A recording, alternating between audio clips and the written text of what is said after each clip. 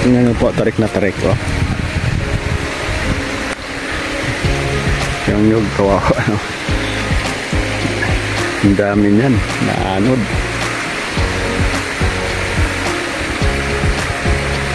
Makyat po ako doon kahapon hanggang doon. Tuloy pa rin pag-uho. Siguro nga ngayon, hanggang ngayon, oh.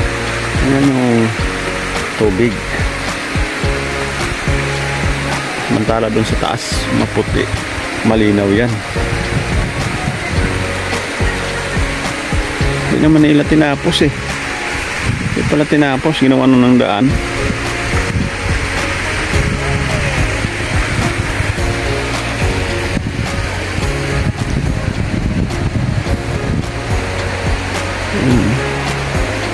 Ano kaya kung umakyat doon? No?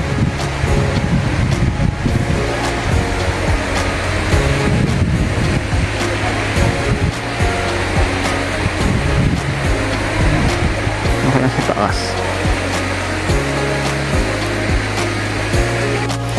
Yung mga mamasada pala yan, ah.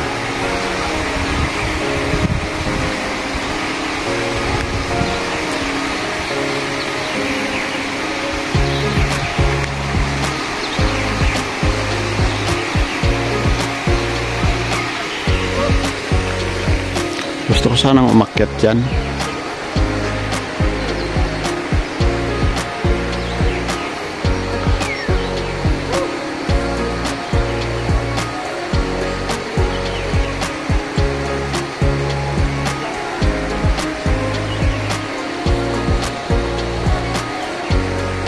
Hindi naman siya kuwan, oh. Kikita naman, hindi naman siya masyadong kuwan. Oh, mga kawayan, daming naagos. Ang iba natambakan na. Mga akasya, daing tanim dito. Yung mga karamihan na nag landslide, yung mga pinagtataniman.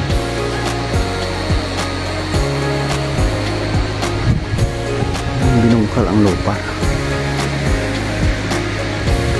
Sila yung umuguho.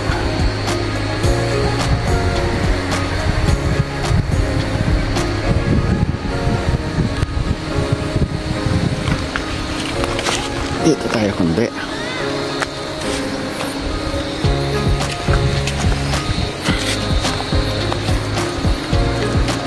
Okay na pala siya dito.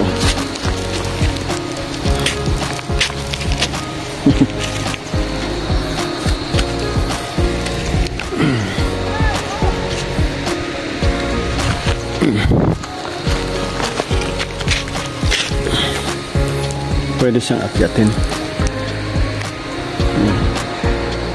Kaya nga lang bawal siguro. Sigawan tayo ng mga sa kabila. May sa gobyerno doon eh. Sige ay ano silang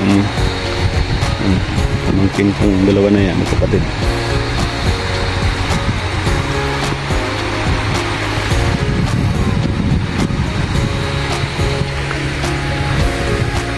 Biro mo yan, bato na bato pero gumuho pa.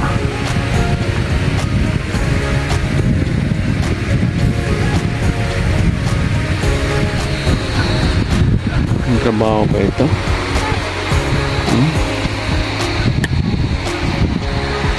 Parang hindi pa yung umpisahan. Doon na tinanggal ng hindi pa lahat. Parang temporary lang.